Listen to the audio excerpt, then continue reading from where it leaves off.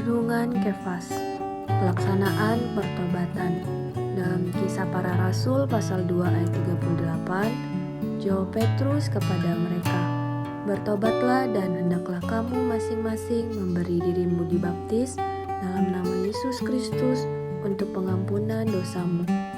Maka kamu akan menerima karunia Roh Kudus." Roh itu memisahkan kita kepada Allah dengan mencari kita melalui menyoroti kita. Penyorotan Roh Kudus ini diumpamakan oleh perumpamaan kedua dalam Lukas 15. Perumpamaan seorang perempuan yang mencari dirham menggunakan pelita. Pelita melambangkan firman Allah yang digunakan roh itu untuk menyoroti dan menyingkapkan posisi dan kondisi orang dosa, sehingga dia dapat bertobat. Menyapu menunjukkan mencari dan membersihkan di dalam orang dosa.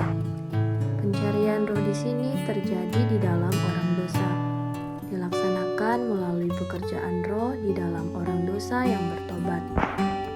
Pertobatan adalah karunia yang diberikan oleh Kristus yang ditinggikan sebagai pemimpin dan juru selamat. Ini dengan jelas memajukan bahwa pertobatan adalah karunia yang diberikan kepada kita oleh Kristus yang ditinggikan.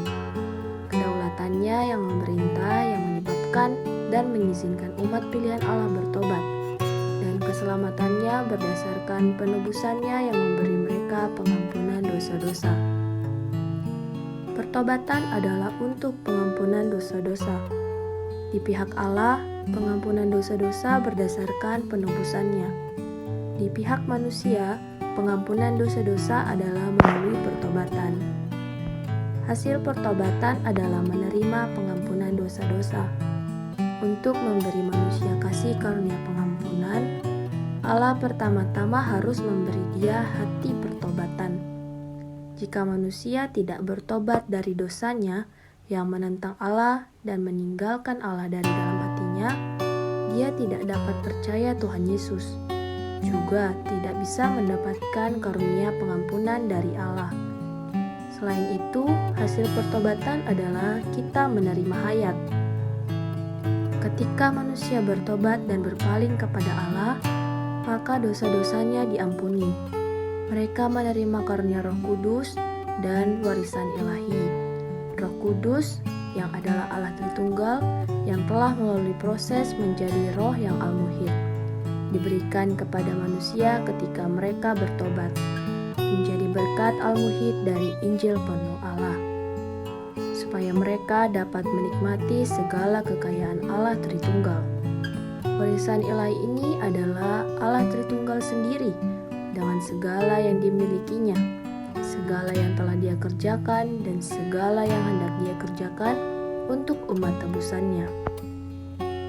Terang hari ini, pertobatan dan pengampunan dosa-dosa adalah karunia yang besar, dan hanya Tuhan Yesus sebagai pemimpin dan juru selamat yang bersyarat untuk memberikannya.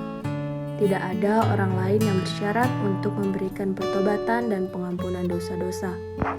Poin doa: berdoa agar Tuhan kiranya memberikan kurnia kepada kita, agar kita dapat menjadi orang-orang yang terbuka kepada terang Tuhan dan menyelesaikan segala dosa kita di hadapan Tuhan melalui